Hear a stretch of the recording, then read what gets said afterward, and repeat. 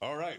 We are here with James Donnelly, who consistently gets 4.5 to 5 pounds per light.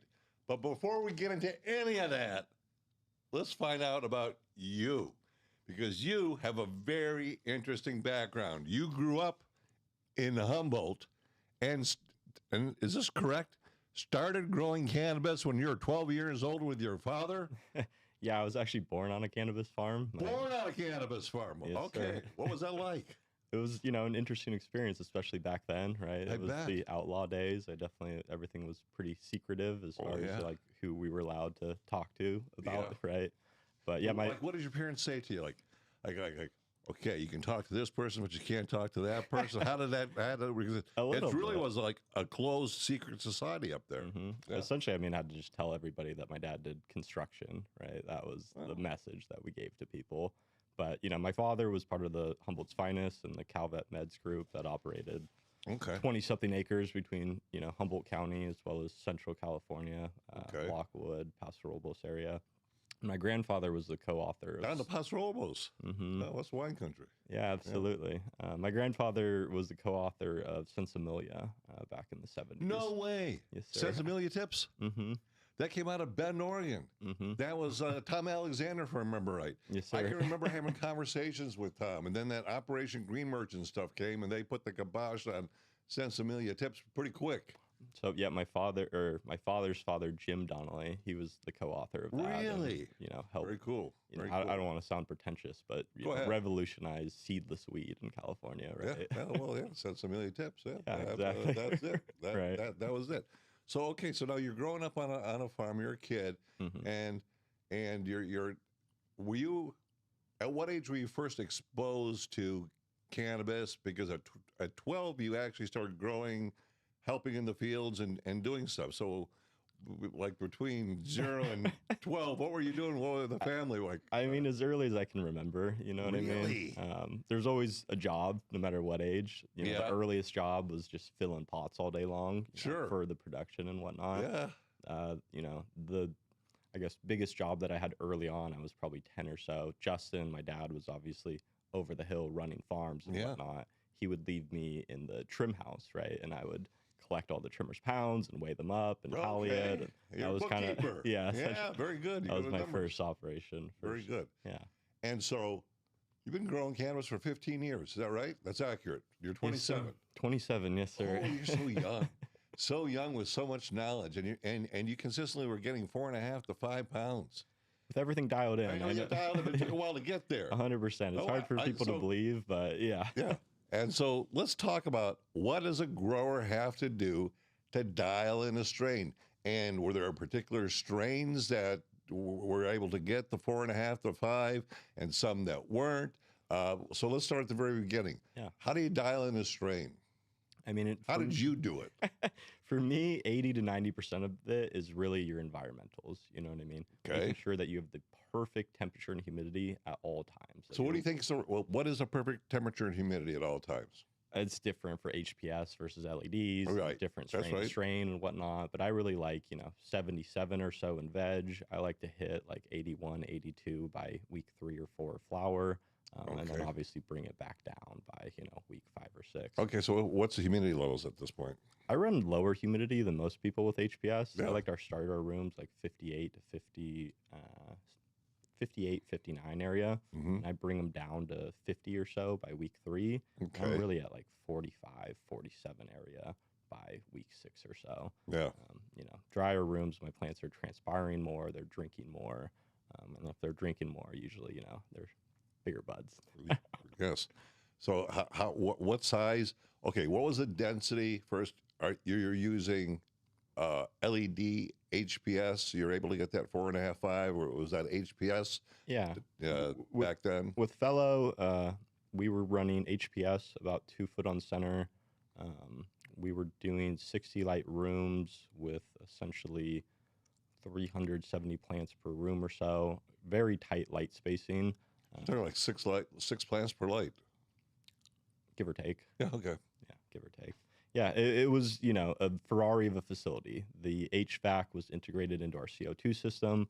We did some Was somewhat your CO2, did you burn natural gas or did you use CO2? cold CO2. Yeah. Cold CO2, okay. Sir. We did some, interesting things with our CO2 that most people don't. We ramped up to numbers that most people would be uncomfortable with. Talk about that. Yeah. And a lot of folks think that a plant can't utilize more than 1,500 ppm is optimum. I've heard some guys like to run their CO2 at the same rate as they run their ppm for the nutrients. So what did you do?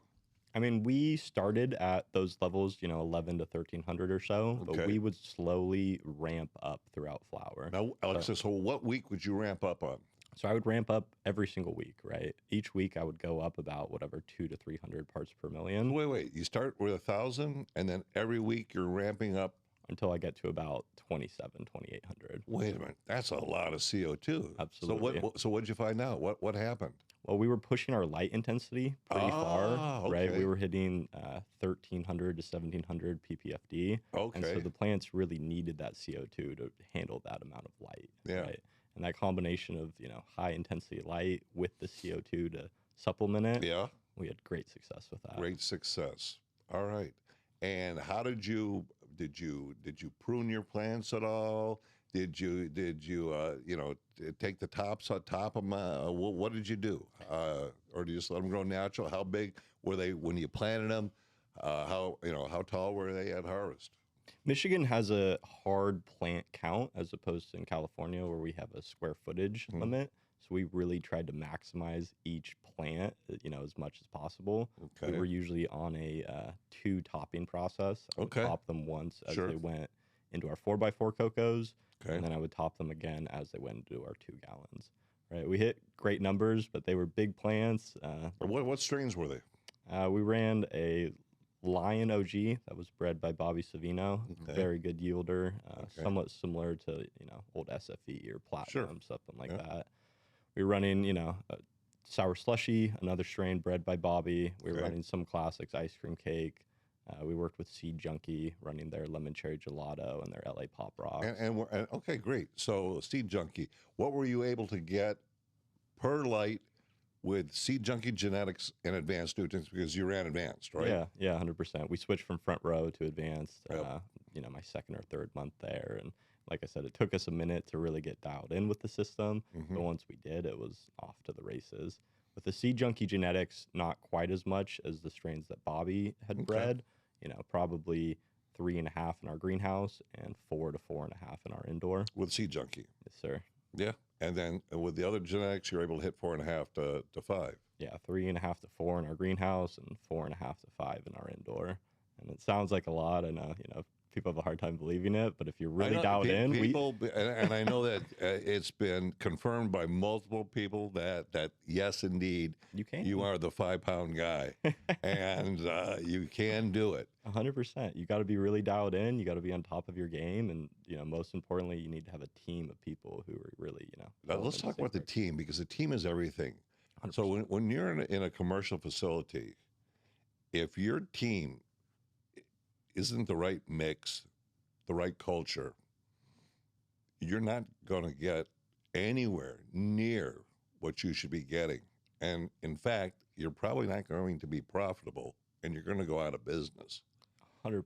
So you're young and you're talking about culture already and team. What do you know at such a young age? Because when I was your age, I don't understand any of what you're talking about now. That came later on in life. So to talk about it. So what makes a great team?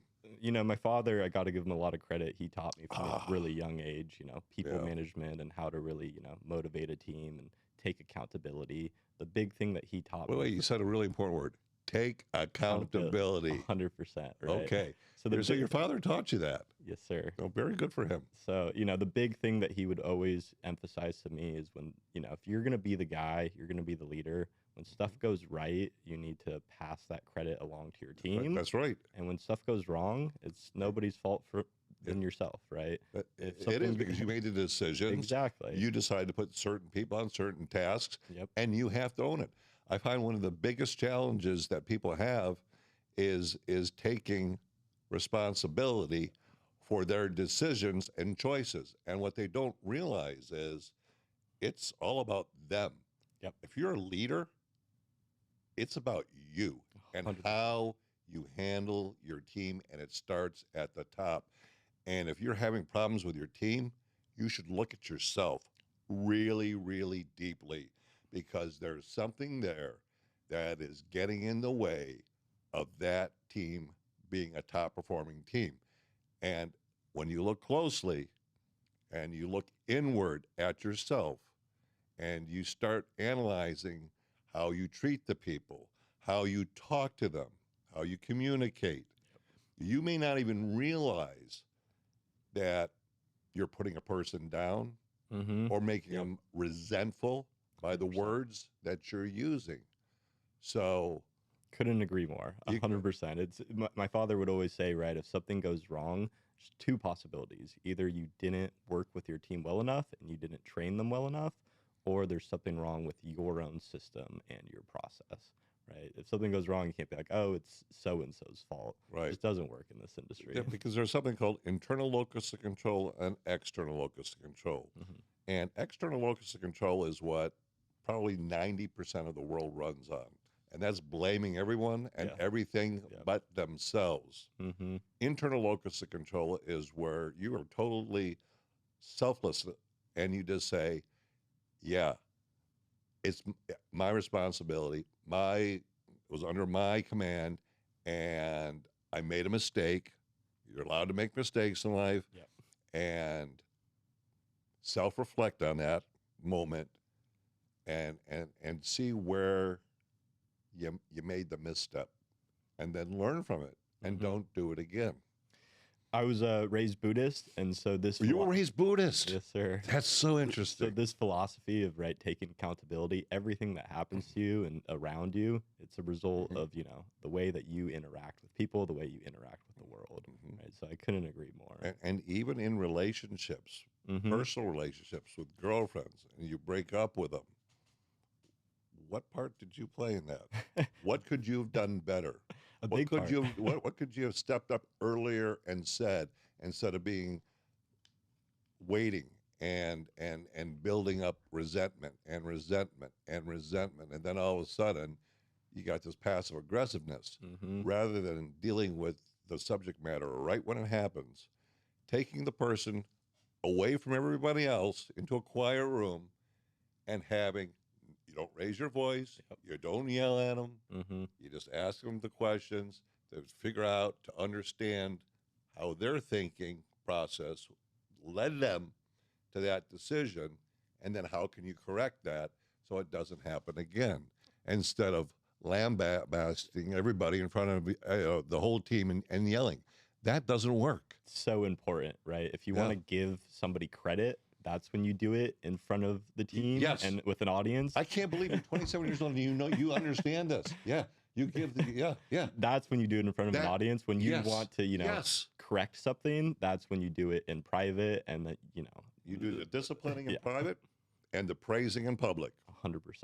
That's the name of the game. Yeah. Building a team, right? If you want to be successful and hit 4 to 5 pounds of light, you got to have everybody pulling in the same direction. Yeah. Right. And you got to be willing to learn and not have an ego on you. Let's talk about ego. Sure. Because in our industry, there's a lot of it. There's a lot of egos. And I understand why. I mean, these guys had a superpower. They were able to go into a basement, put up lights, grow cannabis indoors, plants indoors, cannabis in particular, and make a lot of money.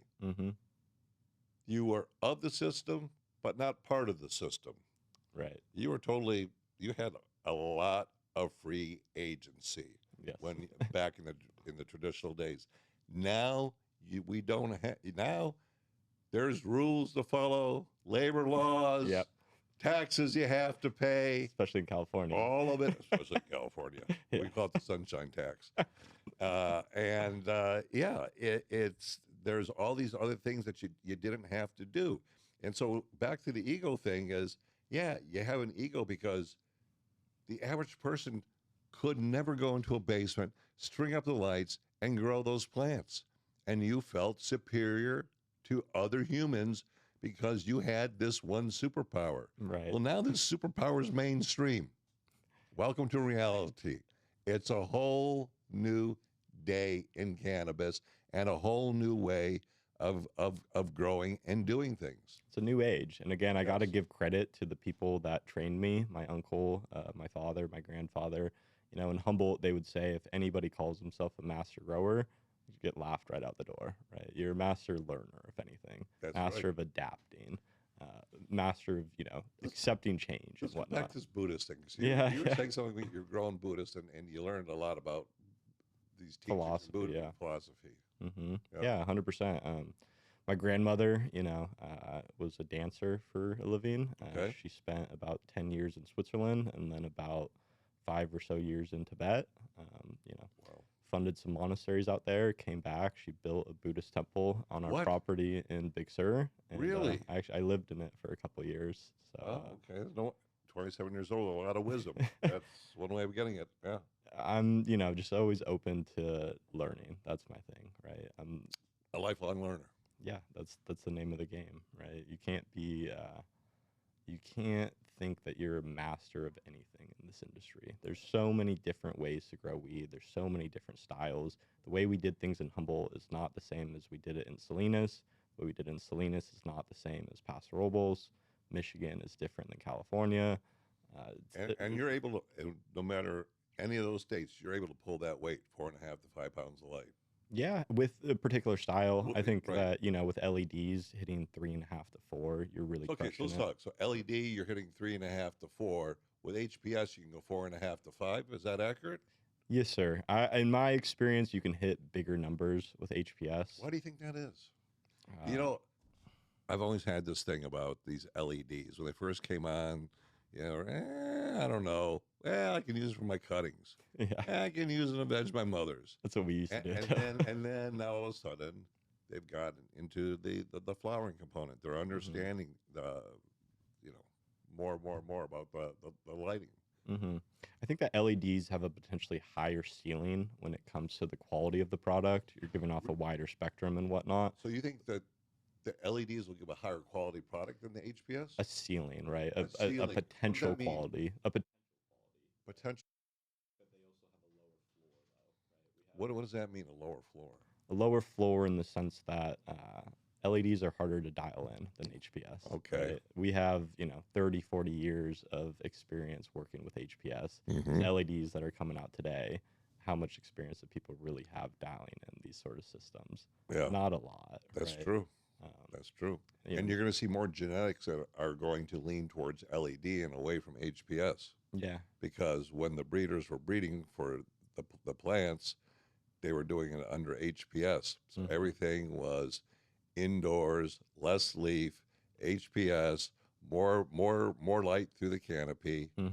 And that's why the plants look the way that they do, because of 40 years of breeding has bred that kind of plant. Where I believe that you're going to see some very unique and different strains coming that are specifically tuned for LED. And LEDs now are also, we're seeing these tunable spectrums. Here's the thing. Only 1% of the sun's rays are visible to the human eye.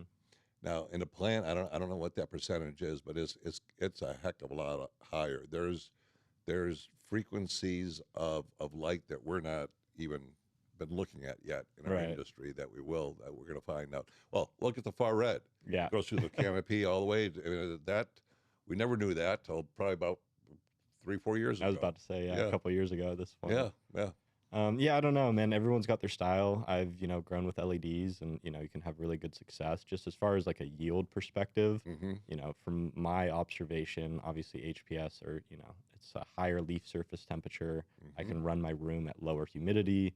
If I'm running my room at lower humidity, I can feed the plant more. If I'm feeding the plant more, you know, I'm going to swell more and have bigger buds. Okay. And, you know, some of it is just, you know, stylistic though, right? I grew up growing mixed light HPS, so that's something. Oh, you did mixed light. My first grow was mixed light HPS. Yeah. I had on the outside 12 1,000 watt lights.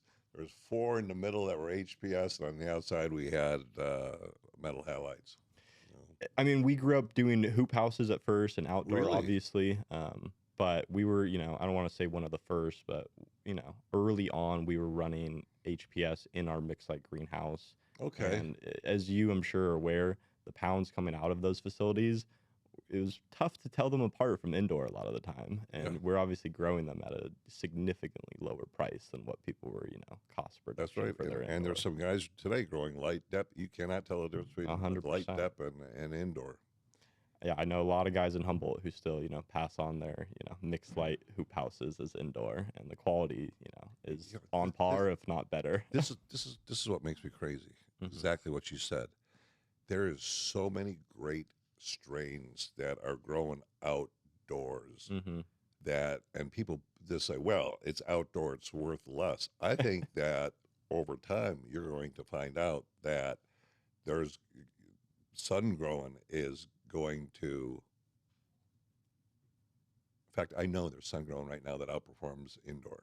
I really agree with you. I think that we're starting to see from like a consumer level kind of a shift too. I think that people are kind of starting to gravitate more towards, right, living Quality. soil, sun grown, organic, right? Yeah. You can tell a pack that was grown with, Athena salts from a mile away. Really? How come? It looks great. The look is there. The nose is not what it should be, right? We would always, early on when, we talked about switching from our old compost teas and whatnot to salts, the argument was, hey, salts are always going to out yield our organics, but the nose and the quality is just not there. So one of the reasons why organics was very hard to yield really well with them, and people did, they call it synganics, or a mixture of mineral and organics. Sure. That's because in organics, it is the bioavailability of the micronutrients. Mm-hmm. Advanced Nutrients fixed that a long, long time ago. Yep. We were able to find a chelate that met OMRI certification and OIM certification and is immediately bioavailable to the plant. And that is the magic of our organics over everyone else. Not only do we have the ratios right, macros, micros, and secondaries, however, we have chelation technology, because most of the time when you're growing organic, some of this stuff breaks down in months and years. Yep, slow release. The plant is getting different ratios of micronutrients, and it affects the outcome, the yield, and the quality because of that. 100%. And it's kind of why I've gravitated towards your guys' products in the last couple of years, right? Growing up, using compost teas, using living soil and whatnot. And there's one other thing, and that is the membrane walls on a trichome head. If you look at our competitors, they have, first of all, their trichome heads are usually a little bit misshapen. They're not nice, round, symmetrical. Mm-hmm. You can't see the different kinds of cannabinoids and terpenes that are in there. It's because they have a very thin membrane wall in the trichome head. Mm-hmm.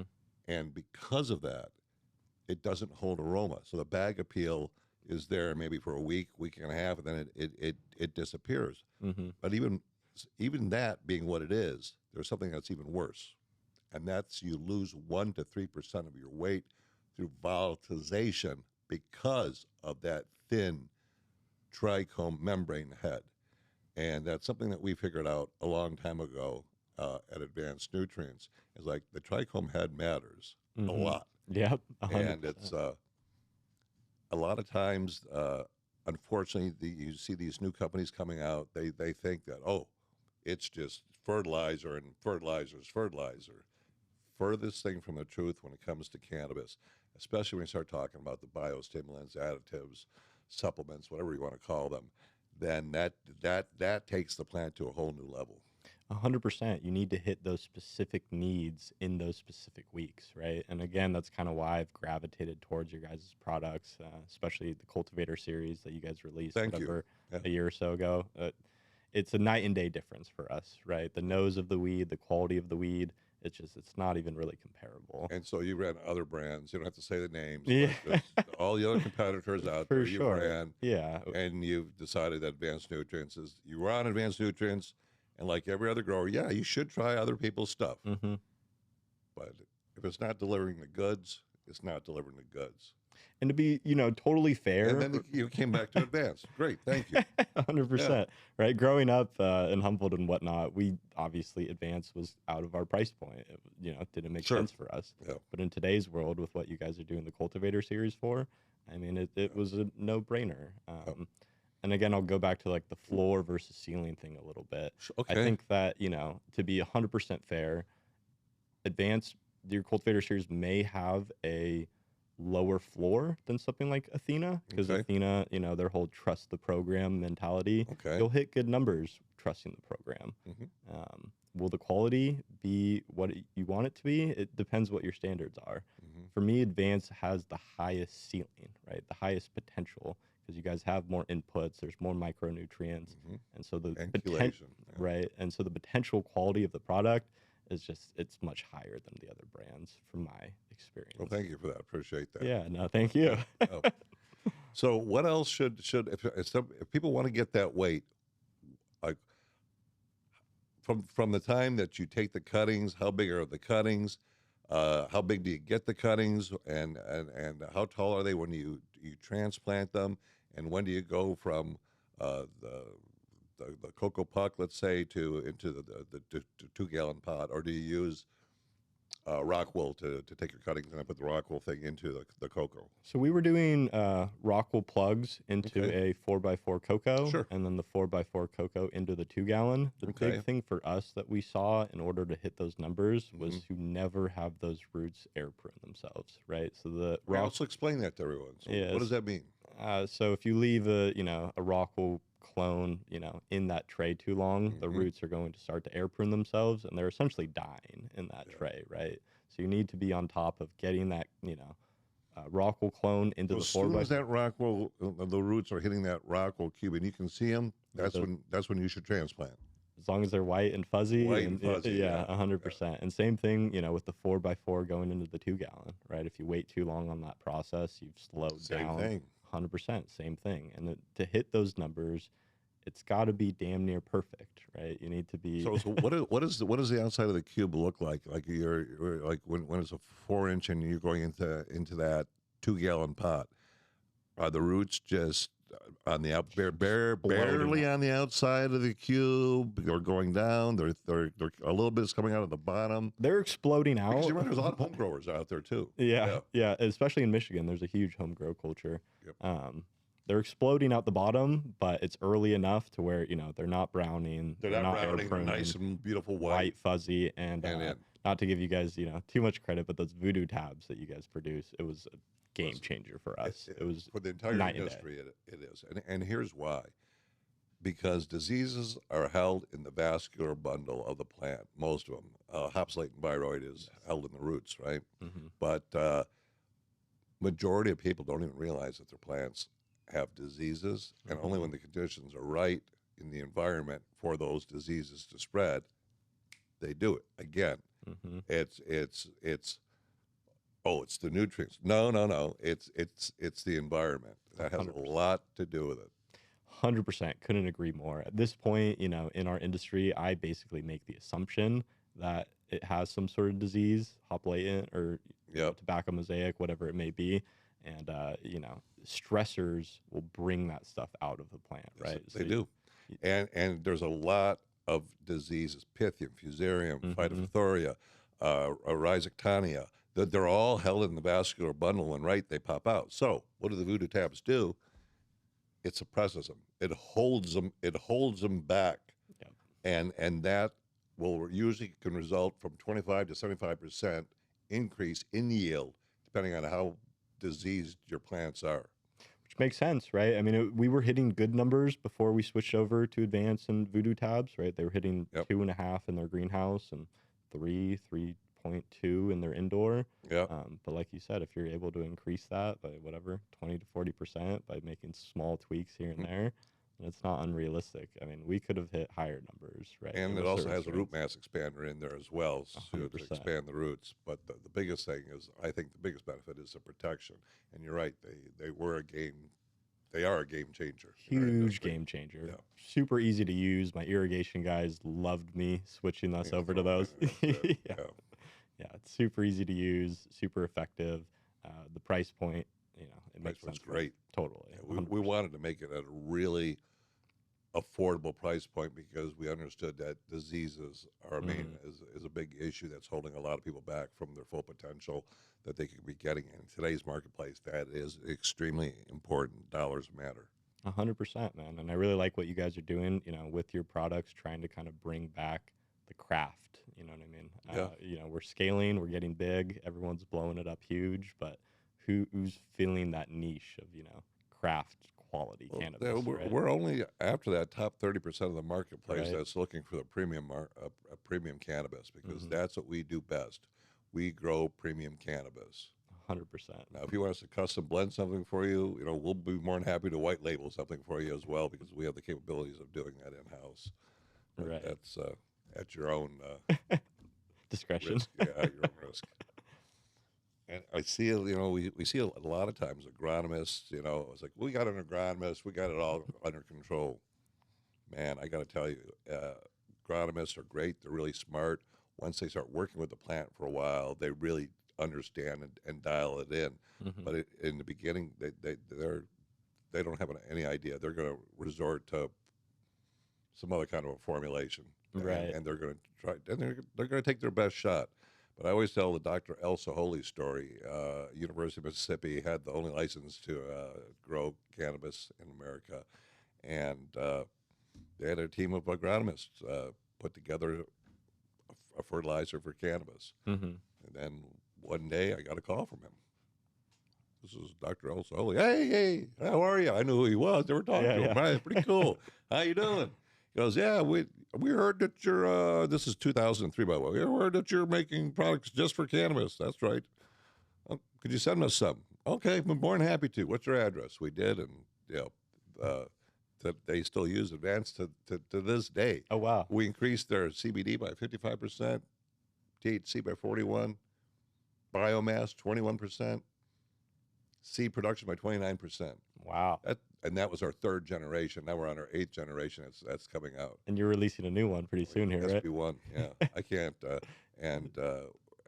We're 818.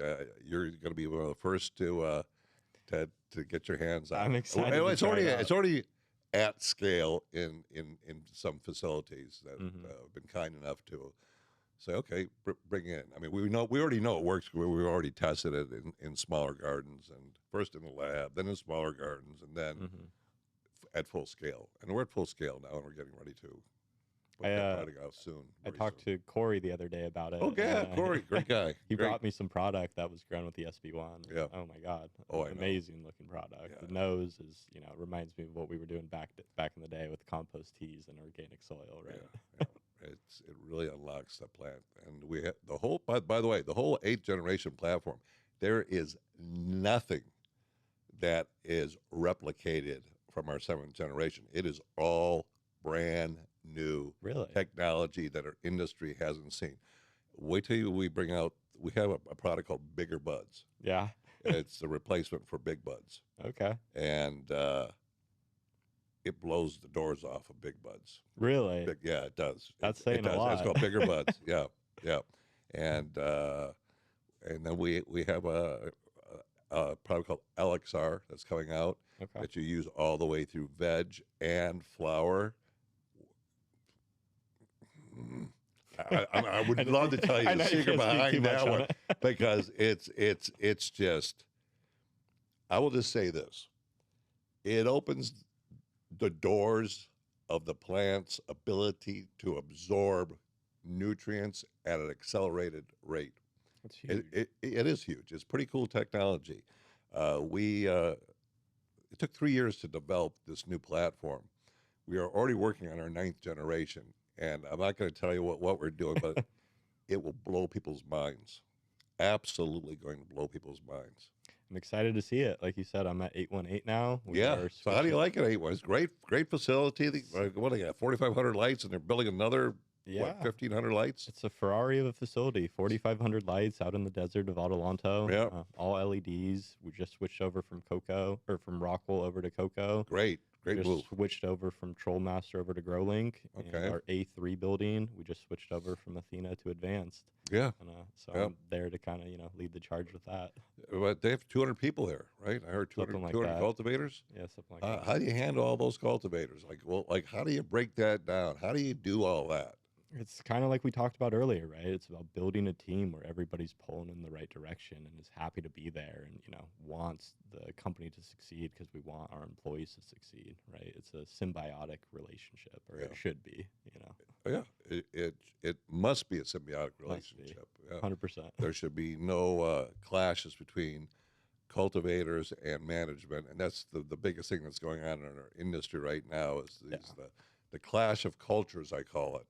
And slowly, the ones who are adapting and who are flexible and can make the pivot are doing extremely well. However, those of the ones who are stuck in the old ways and resentful that they have to work in a facility and no longer work for themselves, they're not going to make it. They're just not going to make it. If you're stubborn and you're not willing to pivot and be agile, I mean, you're not going to survive in this industry. We're in agriculture ultimately, right? And being able to adjust to different issues that you're seeing, not just from, a plant science perspective, but from a people management perspective. People management. Let's talk about Buddhism, your father, your grandmother. What do they teach about people and putting together teams of people? Man, again, like you touched on it, pretty well yourself. It's really about making sure that people, want to be there, that they feel that, they're involved in the decision making. They feel safe. They feel safe, that they're happy. Nobody wants to, work for somebody who's running around and barking at you and threatening to fire people. Like, it doesn't work in our industry anymore. You got away with it, like you said, back in the day. Because of that type of person, that the way that they grew up, their family environment was conducive to that kind of those kind of activities, and it just seemed normal to them. Right. What they didn't understand, it's not normal. No, not in normal society. I had to learn it. Right. I went through that. Yeah.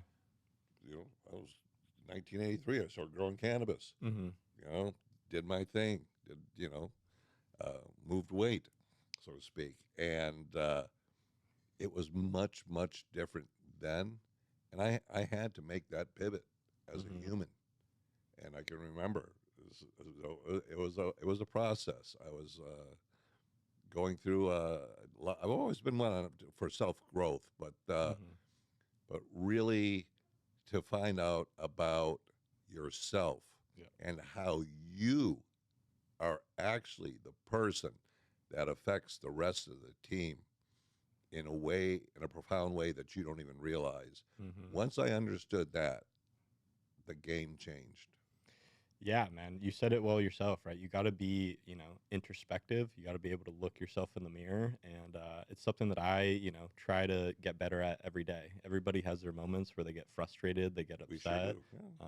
But you got to be able to, also understand when you're wrong, to say, listen, I'm sorry. I was wrong. I apologize for what I did and lay out what you did, and that won't happen again. 100%. Yeah. And it's, I got to give credit to the people who trained me because they really guided me away from, that sort of thinking and really, but, a good. So so here you're young. Yeah, go ahead. And you see places where management is just putting people through hell. And even at a young age, when did you realize, man, I'm glad I'm not working for this team. I'm glad I'm working for my dad over here and this. I mean, how and when were you able to discern the difference? I mean, I'm sure, as you know, there's a lot of guys in Humboldt, especially back in the day, who had massive egos, right? And They still do today. That's fair, for sure. But there was two philosophies with it, right? There was the guys who were, we're never going to call ourselves master growers. We're going to laugh you out the door when people say that. Yep. And there's guys still to this day who refer to themselves as master growers. Maybe you're a master in that particular style, but there's a million different ways to do it. There's a million different styles. So being a master learner, that's, my get down. So there's a great distinction. Don't call yourself a master grower. Call yourself a master learner. That's what I like to say. So how can you tell if a guy's going to work out or not on your team? For me, it's about putting people in a position to succeed, right? Okay. My grandpa would always say something like, "You don't want to ask a fish to climb a tree," right? So if somebody's not particularly successful in a, you know, specific role, Hmm. maybe you didn't put them in a role that's best suited to their skill set. You know Yeah, what I mean? you made a misstep. And then again, it goes back to looking yourself in the mirror and being like, "Hey, did I put this person in the best position to be successful, or did I put them in a position where You that's set not them their up for skill set?" failure instead of Yeah, success. a lot of the time you have people who are really good with motivating teams and keeping people on task, but not good from an irrigation, environmental, plant science perspective. And then you got guys that are super knowledgeable from a plant science perspective who can't communicate effectively with their team, right? So if you're gonna, ask somebody who's good from a plant science perspective to manage a large group of people, you're setting them up to fail. Hmm. And from the other end, yeah, if you're gonna ask somebody who's good at managing people to run your irrigation and your environmentals, Hmm. that's not gonna work either, right? So you have to kind of figure out the skill set of that person, put the right person in the right seat in the bus, as they say. I think so. What's the most people that biggest team that you ever ran? Yeah, probably about 200 or so. 200 people. Yeah. And you kept them all like one cohesive unit, all pulling on the same end of the rope. I would like to think so. I mean, we definitely Well, as you're hitting 4.5, 5 pounds of light. yeah. Yeah, I mean, everybody has their moments, right? There's always conflict on farms. sure. It's still agriculture at the end of the day. We're not, as corporate as someone like Cresco or whatnot. But yeah, Well, I would. what do you, how do you, let's talk about that. Yeah, Let's talk about the corporate yeah, cannabis folks versus the old school. traditional guys Yeah. and growing. What's the biggest mistake that you see the corporate people making? Not understanding that you're still growing a plant, you know what I mean? Trying to just treat it like a production facility, like a warehouse or something like that, like you're producing, Hmm. Yeah. avocados or something like that. And from, the traditional market, those guys kind of fall behind in the sense that our margins aren't what they used to be anymore. So No, there's no yeah, room to no, make mistakes, no, right? You right. have to be super efficient. You got to, be on point with all of your processes. Hmm. Your touch points have to be low, or your cost of production has to be a quarter of what it was back in the day, right? So for me, it's about finding a balance between those two things. Kind of like my philosophy with everything in life is nuance, right? I don't want to be as corporate as, not to call them out, but someone like Right. Cresco, and I don't want to be, as loose as, an old school guy smoking joints up on the hill in Humboldt, right? So you're saying that there's a compromise between the two, and that compromise is a sweet spot, and the corporate guys and some of the traditional people aren't understanding that. I would say so.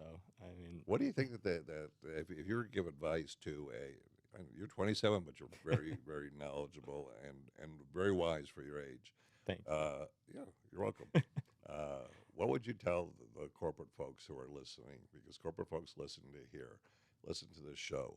Uh, what's the mistakes you see that they make, other than the fact that some of it is they just think it's a plant. I'll tell a story real quick. I have a Yeah, buddy yeah. called Tom. He's unfortunately passed away, but we grew the exact same plant from the same cutting from the same mother, Hmm. and I would get $1,000 more per pound than he would. And he goes, "It's a fucking weed. Well, how come you get I said, That's the That's the mistake. It's problem. not a fucking weed. You have to treat it with tender, loving care." Hmm. That's from my perspective. What's your perspective? No, I have You a see very the similar corporate guys, perspective for very sure. similar. I mean, like, we've talked about it a little bit. You can hit really good numbers doing things in the corporate way. And if you're big enough, you can be successful with Yep. that, right? Because you're just pushing tons and tons of weight. Hmm. But, for me, I'm more long term concerned about that, top 20 to 30% of the market, right? The Yeah, craft cannabis. And I feel, from my perspective, those are the guys that are going to be around long term. Otherwise, you're just racing to the bottom. I keep saying that the best brands are yet to come out Hmm. into the marketplace, and you'll find some of those best brands will probably come out of the Emerald Triangle. I think so. Yeah. There's legacy growers there that have been doing this for 30, 40 years, multi-generational. Yep. They really got their shit together.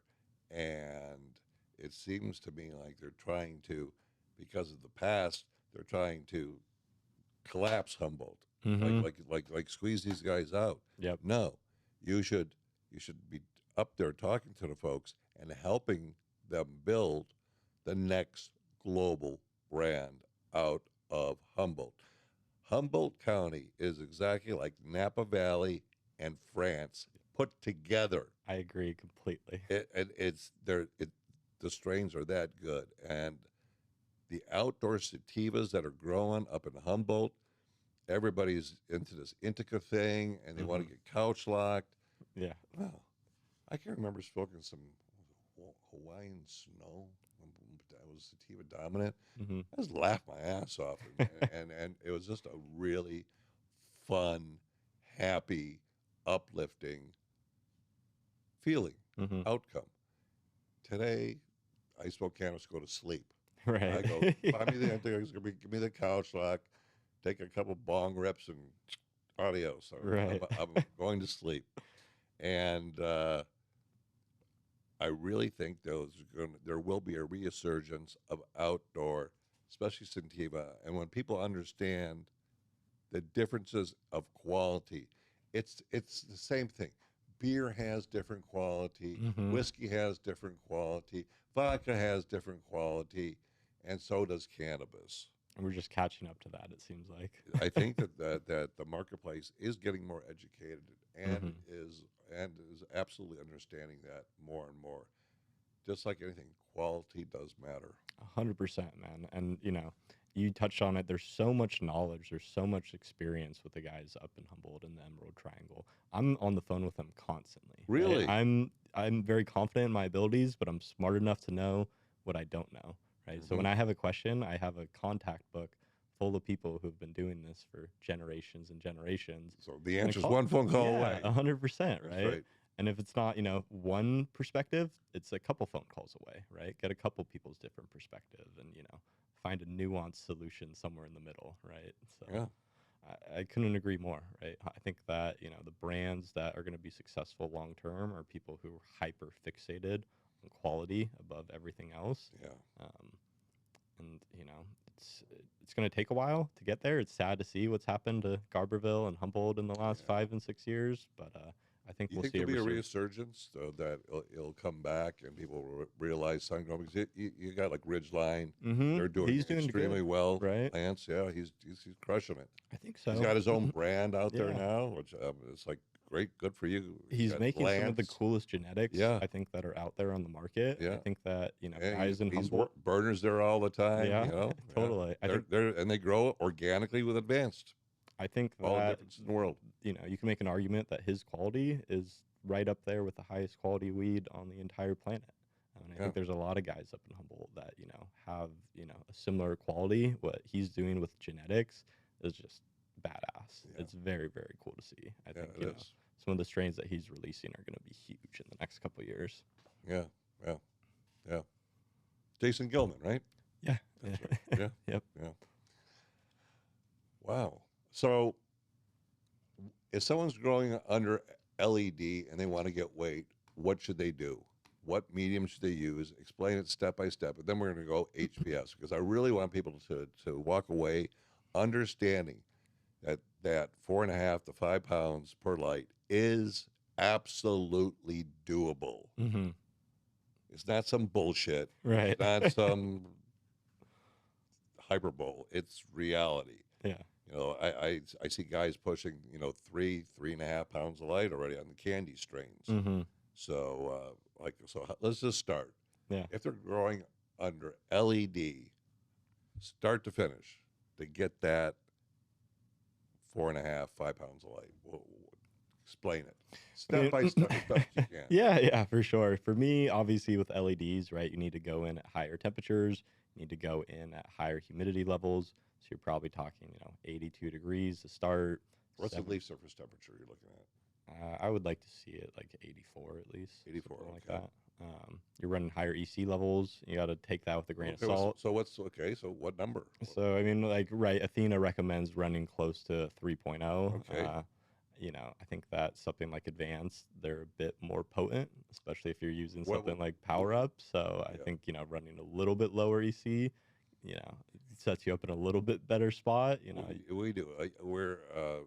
And not just Athena, but just a lot of the other brands, is that we are highly absorbable because of the chelation technology that we use. We've got that down pat, right? And the ratios. And you're right. You don't have to use a higher EC with Advanced. You use a lower EC, so your cost per gallon is actually less. Go ahead. So you're running 2.5 versus 3. Yeah, I would run 2.5, 2.7 area. Okay. Higher temperatures, higher humidity. You can do it in Rockwool or Coco. Okay. I prefer Coco for scale just because it's more forgiving. Yeah, because there's something called cation exchange capacity, and Coco has that, where Rockwool has like 0. Right. And dirt has got the highest CEC, and so that Coco is more forgiving because of the organic structure and the sterile structure of the Rockwool. Right. And Coco, right, I don't think that it particularly wants to be steered quite aggressively. Botanicaire's released some studies recently kind of making the argument that Coco wants more of a, like you call it like a Humboldt style feeding, right? Full saturation and then really, really good dry back. So what do you do to get that 4.5? Like, what do you do? I meet somewhere in the middle, kind of like everything, so what does that right? look like? So I don't steer it super hard. I'll do, 4 to 6 feeds per day, bigger shots, somewhat close together. So it's somewhat similar to like a flood system like we would do in Humboldt, flooding our beds. Sure. But it's not quite that. It's, in the middle between, steering, you might be sending fucking 16 shots a day, super small intervals, small shots. In Humboldt, we were flooding our beds. Size? It depends. In Michigan, with Fellow, our shot size ranged from 3.5 to 5 minutes, and we would do 4 to 7 of them a day. Okay. And we had. And then what kind of emitters were they? What size emitters were you using? The 3 mil Netaflex metafilms. Okay.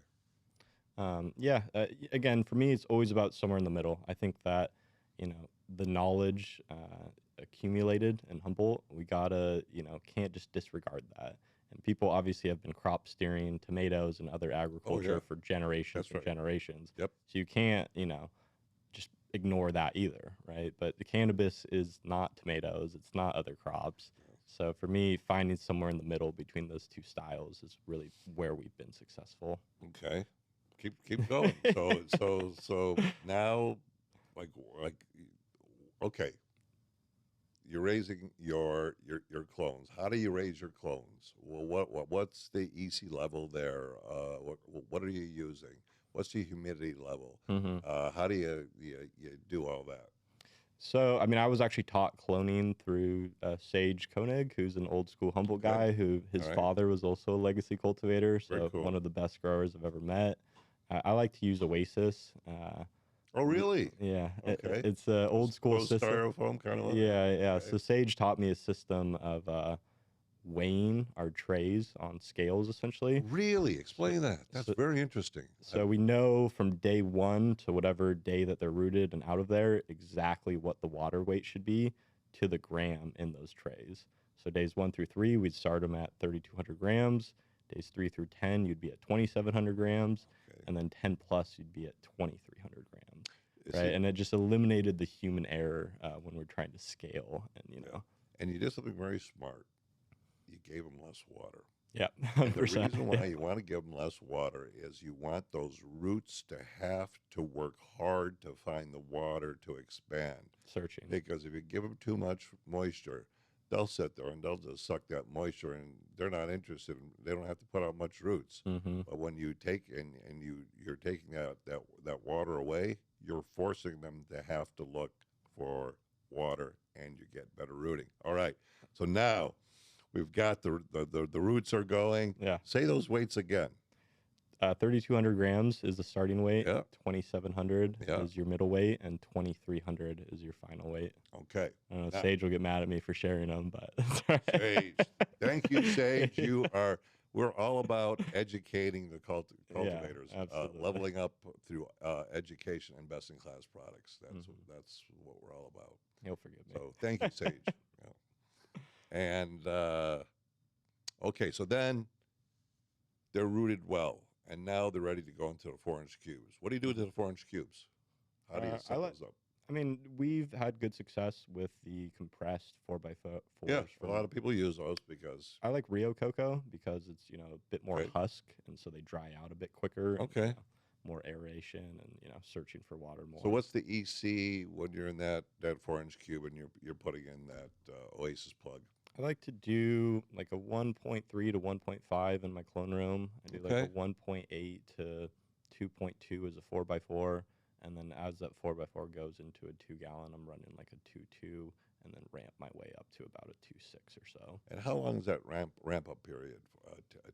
How many weeks, days is that? I mean, I like to do it slowly, and a lot of this is Okay. strain by strain. I'm a big believer in like not having one set system. I and agree with you really, there. You know, putting I your agree, eyes but, on the let's just give a yeah, kind of for a sure. window. I would if say you will. right around week 3 for the most part. I really ramp it up.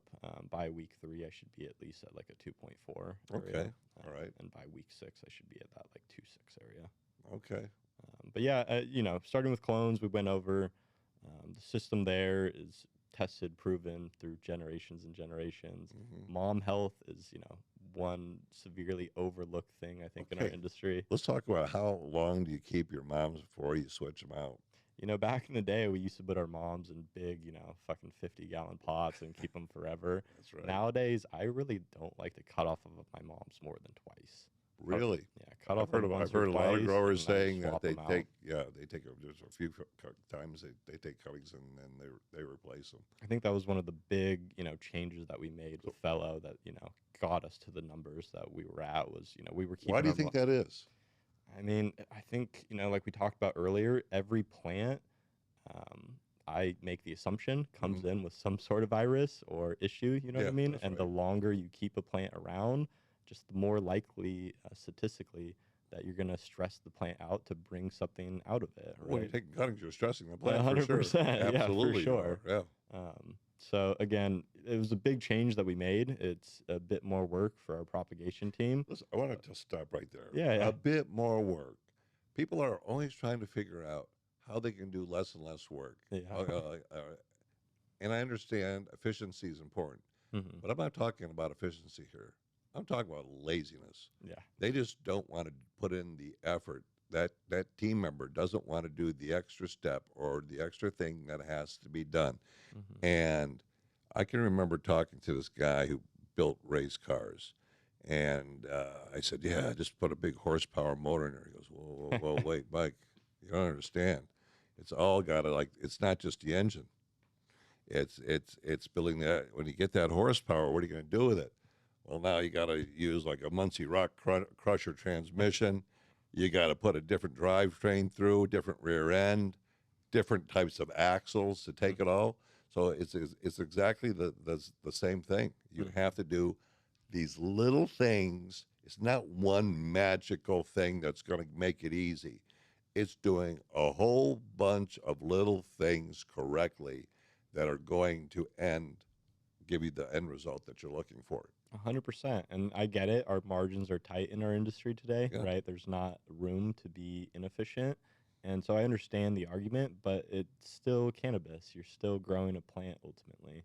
And so putting in that, you know, little extra. Well, think about a little bit extra, 2.5 pounds to 4.5 pounds. You know what kind of money extra that facility is making? Yeah, it makes up for it Bank, in the end. making bank compared, because you decided that it's important to do 6 extra steps. Mm-hmm.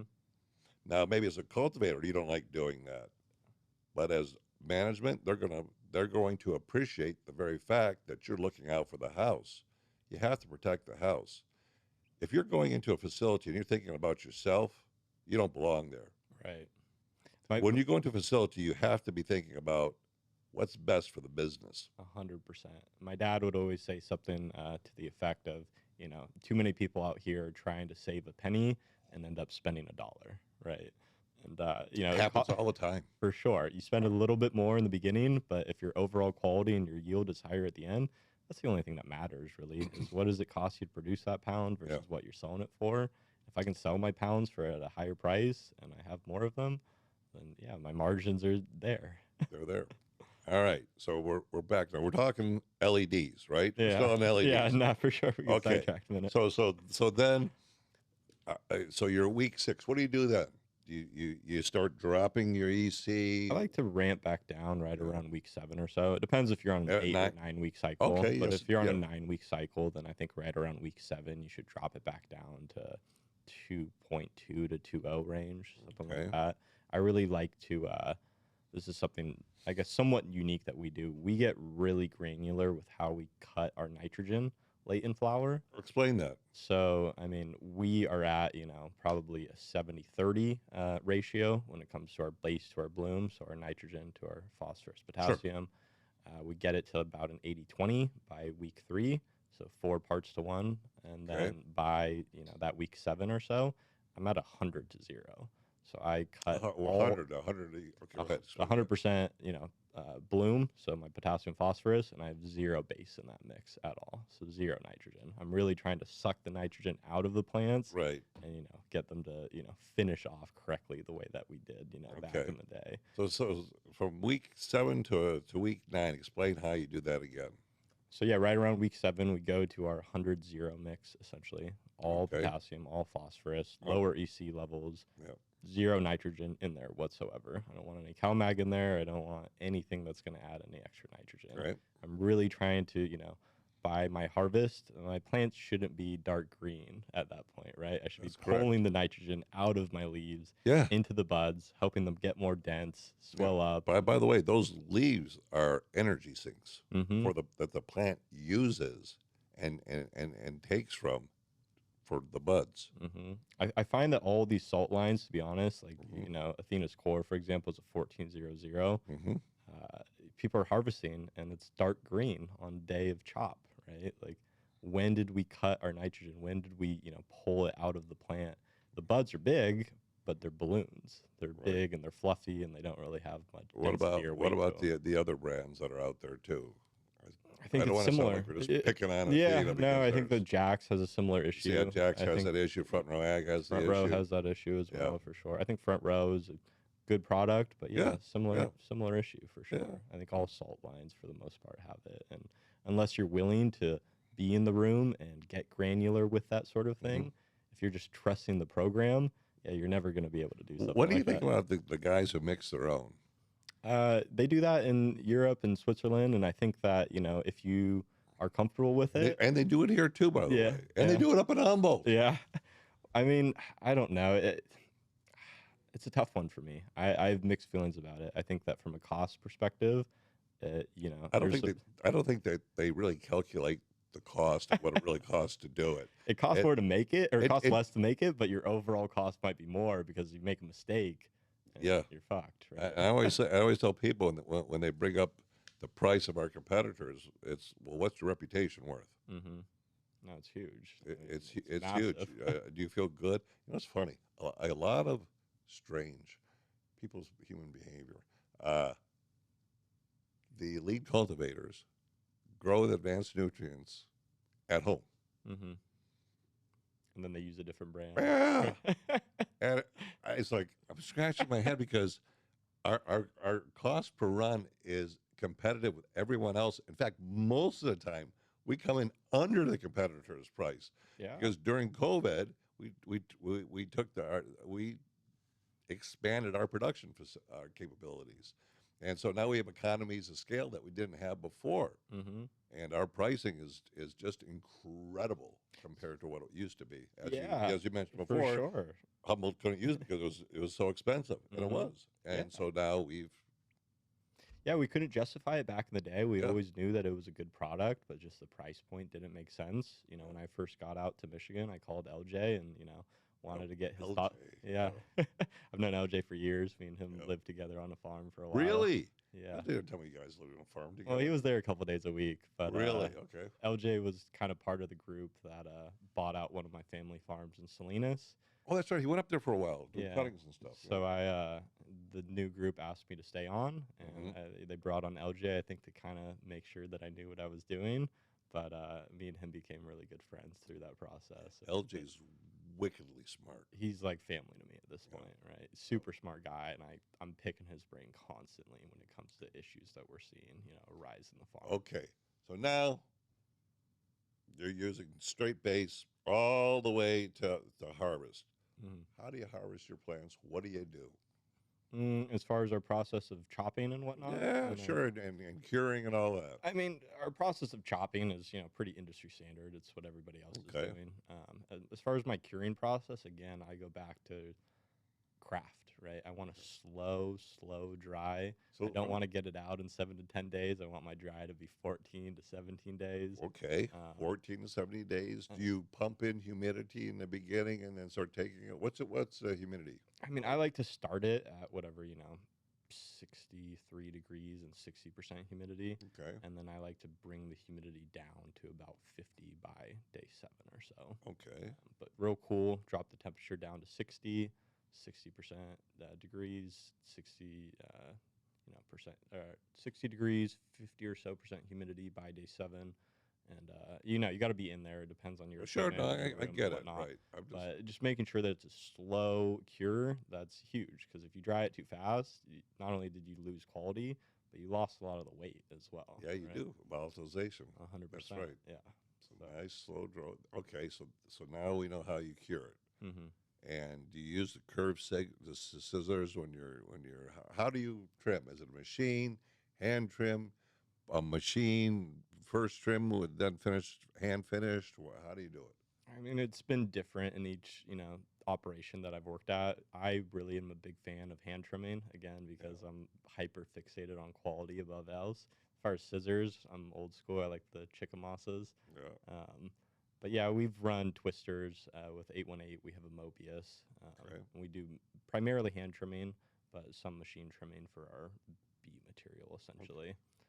But yeah, big fan of hand trim only. All right. So now we talked about LEDs. Let's talk about HPSs. Sure. So how do you start the plants? What's the EC? What are any of the variances between what you just told us in LED and growing with an HPS? I mean, the only real difference is, again, lower ambient temperatures in my room because my HPS are giving off so much heat. Your leaf surface temperature. My leaf surface temperature actually is higher with HPS than they are with LEDs. Well, what is it usually? I mean, probably 85 or so. 85, okay. I find that I can run that CO2 a bit higher and run higher PPFD. That's what light intensity. I forgot to ask you about the CO2. Yeah. The LED. So let's go back to that for a second. How high are you running the CO2? And during that flowering period, what are you doing with the CO2? Again, I like to ramp, you know what I mean? I like to start at that, 11 to 1300 range, and I like to bring it up 200 parts per million or so every week until I hit 1800, 1900, something like that. With HPS, I'm running higher PPFD, higher light intensity, and so I'll get my CO2 to 25 to 2700 parts per million. Really? Have you ever tried using less CO2 and you're not getting the weight, you're not getting the quality? The quality's there, the weight is not there, right? For me, I try to not overcomplicate it. In my understanding, the more CO2 I have, in my experience is more CO2 I have, the more light my plants can absorb. The more lights my plants can absorb, the more nutrients they can absorb. And the more nutrients they can absorb, the better my weight's going to be. Some people have said that they can grow weight but not quality, or they grow quality but not weight. You're doing both. That's the goal for sure. I'm hyper fixated on quality, but in today's industry, you need to be pulling weight. You're not going to be successful if you're not. Yeah. So again, the ramping of the CO2, a lot of people are like, that's too much, right? Yeah. Plants Most people will say 2,700. If I heard that, and I didn't know that you're growing 5 pounds of light, 4.5, 5 pounds of light, I would say, too much. He's spending a lot of money on CO2. CO2, in my opinion, right, if you're increasing your yield, it's a pretty cheap input in the grand scheme of things. And, it's an interesting one because the plants will tell you if it's too much CO2. If you're in the room every day. How does a plant tell you if it's too much CO2? Visually, if you're in there enough. Okay, what does it look like? It's somewhat similar to like an overwatered plant. You get the rams A horning? little bit, yeah. Really? Yeah, not quite as So you want them drastic. praying up? Yep. And you want them, but and at a 2,700 ppm, are they still going to be praying up, or they're going to have a little bit of a ram's horning? So if I went from 1,300 to 2,700 overnight, Yeah, they would all be fucking horning for sure. that's it. Really? But if I can ramp that up slowly, and then I'm in there every day visually watching it, and I'm adjusting my light intensity to account for that higher CO2 level, then the plants stay praying, they stay happy, and they stay bulking. Wow. Okay. So with HPS, it's just higher leaf surface temperature. How about the ramping up of the CO2? Same strategy? Same strategy. I just hit higher numbers by whatever week 6, week 7 of flower. With that high light intensity, I find that they need that additional CO2. If you're bleaching, your CO2 is probably not high enough. Now that's interesting because you hear about, oh, the PPFD is too high, I'm bleaching the tops. You're saying, no, yeah, if that's happening, try cranking up your CO2. Yeah. And watch what happens. So what happens when you do that? Because this is the first I've heard of this. You can avoid that the white topping can be controlled with higher CO2. 100% for sure. The more CO2 I have in there, and there's a limit to it, obviously. I don't want to hit 5,000 parts per million. Well, yeah. But more CO2, my plants can uptake more light. Have you done more than 2,700? We've had instances. It was a closed loop system with Fellow, right? So our CO2 would not evacuate. It would not escape the room. Right. So we had instances where they would hit 35, 4,000 parts per million. And, they don't react as well to that. You can see the visual CO2 sickness happening. But yeah, it's a nuanced thing. I know people are not super used to it. They hear those numbers and they think it's too much. They think it's bullshit. Yeah, totally. It's not. If you're in there every day and you're watching it, you can totally get away with it. It's a fine line that you need to play running, 1,300 to 1,700 ppfd. People are going to say, oh, it's way too much light, right? But if my plants are reacting well to it, more light, I can feed them more. If I'm feeding them more, they're bulking better. What's the biggest mistake growers make that you see in facilities, commercial facilities? I think it goes back to just like trying to run one set system for their entire operation, right? Each plant is different, each room is different, and thinking that you can just do a generalized one size fits all. I very fundamentally disagree with that, right? That philosophy. I agree. I really want to be in the rooms, watching the plants, seeing how they're reacting to the little tweaks that I'm making, and be agile, be nimble in my decision making. I'm not married to a system, right? My opinion, as far as my growing style, it changes every day. You know what I mean? Okay, very, very, very interesting. So, when you're looking at the different strains, how many times will you have to grow that strain to say, all right, I finally have it dialed in? Depends how much you're in the room. You know what I mean? I think that at minimum, it requires 2 runs, really, to really master a strain. Okay. Sometimes more. For me, it was always 3. Yeah. Like 3 is my magic number. Yeah. I don't know in my head or what. The more the better, right? The more runs you have with a Yeah. particular strain, the more you become accustomed to it. My family grew SFV-OG primarily for most of my life. So that's a strain, the Lion OG in particular. Okay. Us hitting 4.5 to 5 pounds of light with that strain, I was like, we could do better than that, honestly, because the strain what do you think the upper limit is per light? It depends on your light spacing, how big your plants are. If your plants are huge, there's no reason you couldn't hit 6. You know what I mean? There was guys, I think it was 5, 6 years ago, I went up into Truckee. Yeah. And they were doing 4 pounds of light. I believe it. But they were like 6 footers. They were trees. No, our plants were 6 foot for sure. They're big plants. So when you're growing, and so let's talk about the height of the plant. No, big plants, man. They were 6, honestly, sometimes 7 foot plants. We had really high indoors. Really high ceilings. I consistently would raise my my HPS up as we got later into our flowering stage, but they were big plants. I weren't growing 3, 4 foot plants hitting 4 or 5 pounds of light. They were big babies. So when you put the cuttings in, how tall were the cuttings? Cuttings are pretty standard, 8 inches or so. 8 inches. Yeah. You don't put them in and put them in as teens or something. Oh, so yeah, the clones were 8 inches. We go into a 4x4. Yeah. At that stage, you're probably 16 inches. Okay. By the time I went into flower, they're probably 24, 28 inches, something like that. And you just let them grow. I'm a big fan of, there's a big debate, right? Generative versus vegetative steering and whatnot. Mm-hmm. If you go by like the Athena playbook, for instance, they want you to get generative day one of flower. Growing up in Humboldt, I'm not a fan of that personally. Okay, why? Well, I think that you're sacrificing your stretch. You know what I mean? I think you're sacrificing size if you do that. You end up with a bunch of short, squat plants, big buds, but your overall yield not what it could have been. If I can stay vegetative for that first 7 to 10 days, Mm-hmm. my stretch is just immensely, better overall. Bigger plants, bigger buds. How's the internodal spacing? You got to be careful with that for sure, because they can get a little too wide. If you go into day 17, day 20, and you're still doing vegetative, yeah, you're going to be growing more stem than bud, right? So it's a nuanced approach, right? You got to be in the room. Sometimes it's day 5, sometimes it's day 10, or anywhere in the middle. But when I feel I'm 25% into my stretch, then I'll get generative. Then I'll get really aggressive with my drive. 25% into your stretch, So, roughly. Yeah. Something like that. Okay. Stressors, right? Moving plants into a new room, into a new environment, uppotting them, it's already a stressful process. Mm-hmm. It's already a stressful event. I personally don't believe in adding another stressor and really, really aggressive drybacks at that same time. Dryback is a stressor. For sure. And the plants respond to that stress because they think it's the end of their life and they want to get going. Mm-hmm. Right. So they'll start flowering the size that they are, essentially. It'll stretch a little bit, but if you get too aggressive, you end up with some really, really short squat plants. Yeah. So yeah, we would, stay vegetative for about a week, 10 days or so, and then we would get generative and get really aggressive with our drybacks. Okay. What do you think the future of cannabis is going to be?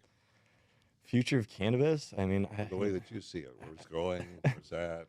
I think that, there's going to be two sorts of people who are going to be successful. There's guys like, Cresco, Green Thumb, Glasshouse that are big enough that they can just scale and scale and scale, and their cost of production is going to be so low that, they're going to fill that mid part of the market as far as quality. Yeah.